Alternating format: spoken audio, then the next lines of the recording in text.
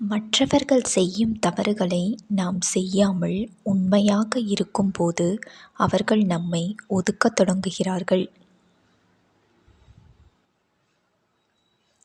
நம்மை அன்பு செய்யும், நம்பிக்கை கொண்டிருக்கும் நபர்களையும் தாண்டி நாம் அவமானத்தை சந்திக்க செய்த நபர்களால்தான் வெற்றியும் மனவலிமையும் பெறுகிறோம்.